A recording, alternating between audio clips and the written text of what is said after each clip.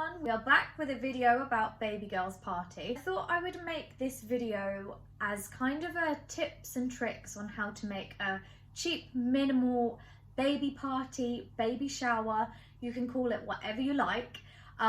So for me, I personally chose not to do a traditional baby shower.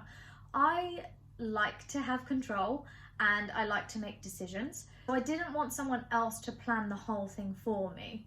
I decided to go against that and just call it a baby celebration. But you could do the same thing for a baby shower. I didn't want to just invite females. I didn't want someone else to plan it for me. And I didn't want everyone to feel like they had to bring gifts, because I know that that's the tradition for a baby shower. I wasn't opposed to accepting gifts, but I feel with a baby shower there is an expectation for the main part of the party to be about you accepting gifts and opening the gifts, and I didn't really want it to be like that this time.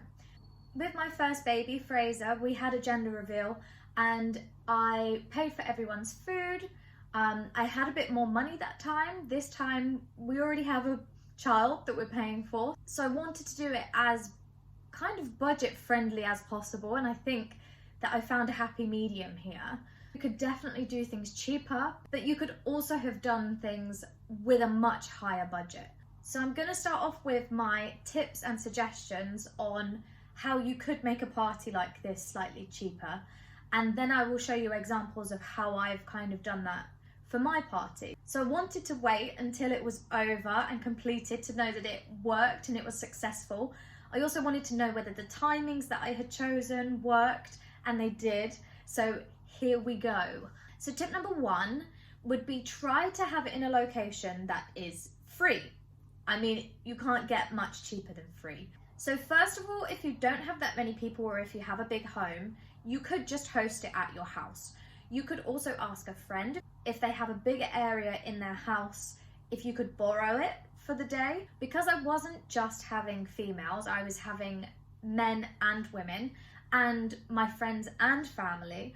I had about 28 people in total, and that was not going to happen in my home, and it probably wasn't going to happen in anyone's home that I knew. So I started off with looking at venues for hire, like function rooms, things like that.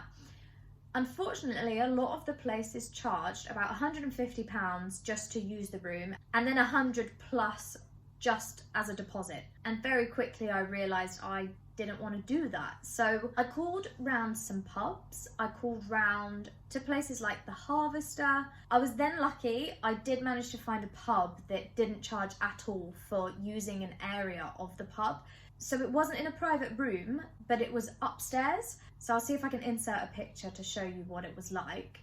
So it was kind of secluded, but normally if you're wanting a private room, that's where the price comes in.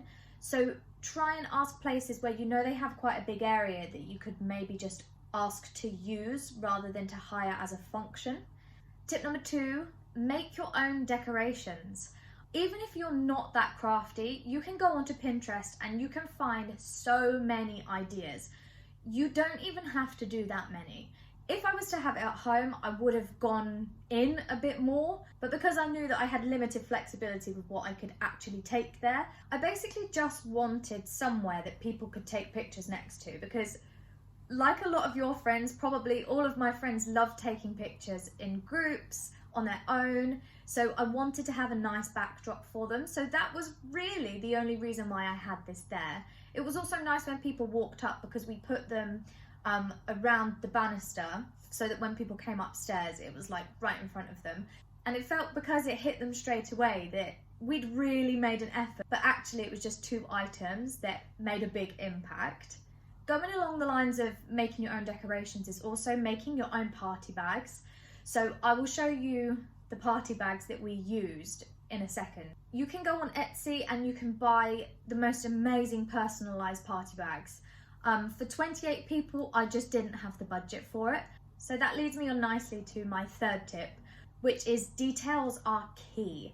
So if you can personalise anything, one thing, two things, three things, it's going to feel like you have put so much more money and so much more effort into the party than without it. So I had personalised pencil with the party date on, and personalised stickers to go on the party bags. Little disclaimer here, I put the wrong date on the party bag sticker.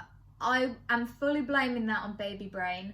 I put March instead of February, but baby's due in March, so I'm just going to say this because I got confused with due date, party date.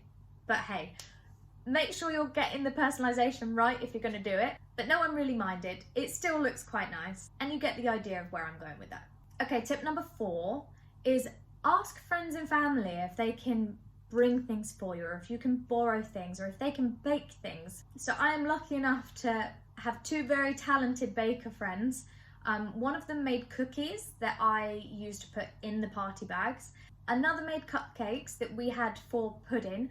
But I also borrowed the ring for the sign from a friend because she already had it. And if you were doing more decoration, if you were allowed to take food, you could see if any of your friends or family have any display units or any storage units that you could use so you don't have to go out and buy them yourself.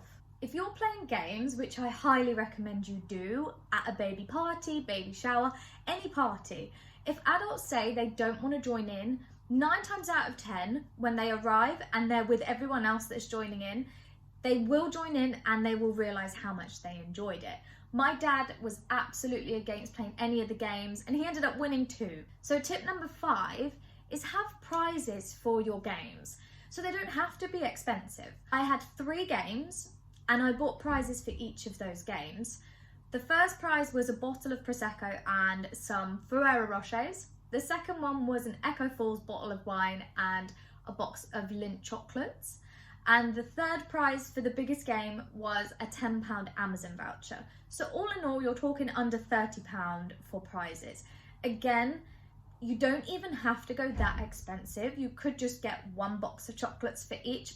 Okay, so my final tip would be to definitely make a wish list or a registry. I really didn't want to send it out, but we already had one made for things that we were going to buy anyway. And people were going to buy us stuff, whether we asked them to or not, they were going to buy something for us. And a lot of people did buy things off of our wish list.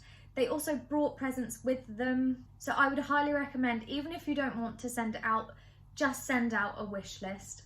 So those are my tips. So now I'll show you how the party kind of went and how I used the party bag, what I put in them, the kind of games that we had and everything like that. So here's the party bag that we made. I made 28 in total, and I even made one for myself. I bought the brown paper bags from Amazon. I ordered the stickers from Etsy. As you can see, I got the wrong date. Hey ho. I put some white tissue paper and a pink ribbon on it just to make it look a little bit more special. I know it might not look like much here, but when you have all of them grouped together, I think it is really effective. So now I'll show you what's inside. This was everything that was initially in the party bag. So we had 3 note cards, 2 paddles, 1 in pink, 1 in black, 1 for mummy, 1 for daddy. A piece of ribbon that was about 1.5 meters long. A personalised pencil, baby girl's party with the date. Luckily this one's right. And then one of the cookies. There was a whole selection. So now let me just explain the games. So the party in total was only 1.5 hours long. We'd booked another table somewhere else to go and get a carvery afterwards. Like I said, last time I paid for everyone's meal, but this time I didn't do that and I just said if anyone wants to come, then I will book you a space at the table, and that worked really well. So for the first half an hour, we had an alphabet activity game, which I'll speak about in a moment. That was just for when people were arriving and sitting down, and anyone that came early, anyone that came late, there was an activity for people to be getting on with and talking over while that was happening. The first game was then involving the string. You might have heard of this one. So everyone had to unravel the string and guess how big my bump was. So around my waist, how big my bump was. And the person who's closest to my bump size won and won one of the prizes. I brought a couple of pairs of scissors and people just handed them around. Game 2 was the mummy or daddy game. So we had 13 questions asking things like, who's more likely to change the poopy nappies? Who is more likely to do all of the cooking when the baby arrives? Everyone would then use their paddles to guess either mummy or daddy. And then we would say whether we thought it would be mummy or daddy. They would tick it if they were right, they would give it a cross if they were wrong. At the end, they made a total, and then whoever got the most also won a prize. So that was on that side. On the other side was the third and final game, which was The Price is Right. So we had Tesco's groceries up on our phone, and we searched for 10 baby items. We were writing down the prices of each item as we went along, and we were saying out loud what it was. So it could have been a Tommy Tippy 0 to 6 months dummy. How much was it? Just to make it a bit more fun, we said club card prices included, just because we went on Tesco's, but you could prepare all of this before. We just found it a lot easier and a bit more interactive with us just searching on our phone while we were doing it. So they would put all the prices down, you give them a moment to add it all up at the end, and the person who got it closest to the total won the last prize. So like I said, we had 3 games in total, and honestly I felt like for the hour and a half that was the perfect amount. We also had the alphabet activity at the start, which again I'll go over in a minute, and we had these 2 activities here. So one of them was everyone to write down their favourite family traditions, and everyone to write down their favourite girls' names, but ones they wouldn't mind us using. We didn't want them putting one down that they actually wanted to use in future. None of our friends actually have babies at the minute, so we had to put that disclaimer out before they started writing down their favourite baby names, that we could potentially be stealing it.